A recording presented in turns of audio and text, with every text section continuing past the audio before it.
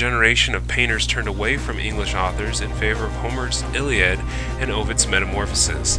In deciding not to paint a classical scene, Milius was deliberately allying himself with an earlier English tradition of painting the nude. It is further possible that he wanted to prove that he could still paint works as important as the younger Leighton. This is not to suggest that Leighton's style conveys a distinct anti-English bias, rather a concern to elevate classical painting as an atemporal cosmopolitan ideal. I think the truly incredible thing about Leighton's works is that he perfectly embodies the stories that he's trying to replicate. Like Zeus and the Olympians, Leighton's art has transcended time. I had always adored his paintings of the fishermen and the Cyrene, Acme and Septimus, and Hercules wrestling with death for the body of Alcestis before I even knew Leighton was their creator. Leighton was an academic. This marked him in some ways as not a contributing artist. As history remembers him, it realizes just how much he affected and changed the mold of art. He was at the forefront of the modernity movement. While some don't credit him to this era, there is an ample argument for his inclusion. Leighton's work might be described as approaching the paradox from the opposite directions, taking the possibility of modernity as the starting point rather than the entailment of the artistic process. If you were to stand in front of this painting today, you would see no brushstrokes. It would glisten like it just slid fresh from the printer tray. The vibrant colors, the attention to human form, the size, and the composition would be the truest markers that this is actually Leighton's work. This form of painting, along with the subject matter, are at the core of his brand of modernism. The essence of modernism lies, as I see it, in the use of the characteristic methods of discipline to criticize the discipline itself, not in order to subvert it, but in order to entrench it more firmly in its area of competence. Leighton takes the past, learns from it, and changes it into something new and something different. In his own work, he makes no attempt to repress the memory of the art historical past.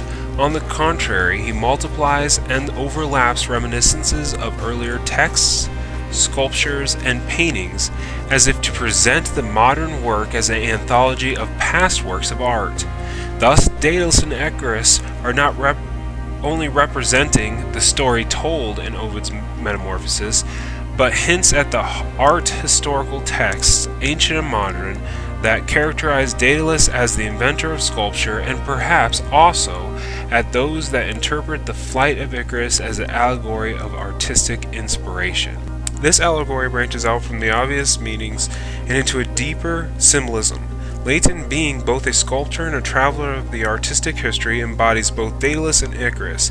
He is both the bold creator and the unnatural flyer. He stretches himself, his art, and his inspiration. These disparate references are pulled together with the taut precision of academic finish, incorporating the technical refinements of centuries of research into perspective, anatomy, modeling, and the physical properties of pigments. The subject, the visual quotations, and the technical thoroughness of this academic style all suggest a mediation on the history of art.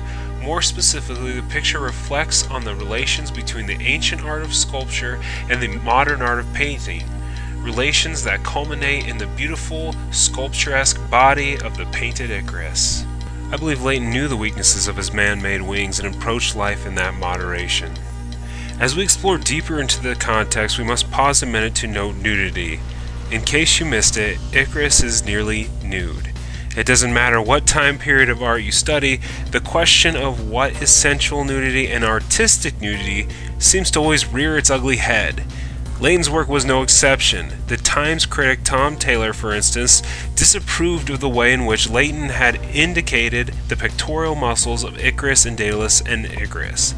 This is not the flat, springy fold of a well-developed muscle, but the soft, round contour of a feminine breast. I don't know about you, but I think Taylor is grasping. From studying Greece, we know that the highest praise was given to the human form. Gods were depicted with the idealized body. Leighton knew full well that if he was going to depict these living stories, he needed to be true to them. Enter Venus disrobing. Leighton's Venus disrobing became the prototype for painting the female nude during the 1860s, following its exhibition at the Academy in 1867.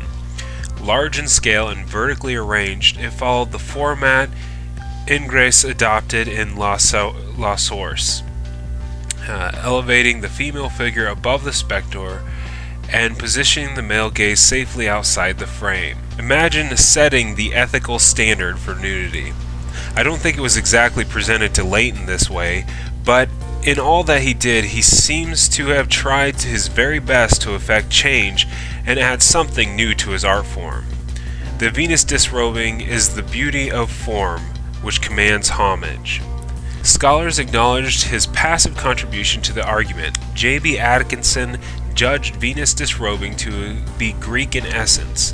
Mr. Leighton, instead of adopting corrupt Roman notions respecting Venus, such as Rubens embodied, has wisely reverted to the Greek idea of Aphrodite, a goddess worshipped, and by artists painted as the perfection of female grace and beauty. Do you see the grace and the beauty? Her pose is thoughtful, modest. We are looking in on her, but not lecherously. She's giving us some form of example. She is teaching us a lesson in all forms of beauty. He placed the figure alongside the periods and the artists most associated with refinement and severity. As with Ingres and most classical statuary, the figure is static and self-contained, posed so as to emphasize form and contour. Do you see the statuesque quality into this painting? The truth is, sensuality buries deeper into our psyche than even Freud could pinpoint. We are all wired to see Venus gorgeous. Her skin, face, and pose are desirable. Does that make them wrong? Other critics praised Venus disrobing for its supersensuous qualities. While the sensual in art at the time signified carnal desire, the sensuous was more difficult to define. Although impossible to extricate from the senses, a sensuous perception was also seen to involve the intellectual and the spirit. Show me a Greek god and I'm sure they have lived some sensuous moments. To ignore the aspect of the character of gods would do just as much discredit as not expressing their nudity. Leighton has effectively combined the powers of the mind and the spirit to give us something substantially more than just sensual. To marry the sensuous with the intellect is not an easy feat. Do you think he's done it here? I believe Leighton has. He has embodied the art and form with the subject matter. When we look into his paintings, we are looking at a perfect extraction of Greece and the gods and of the art.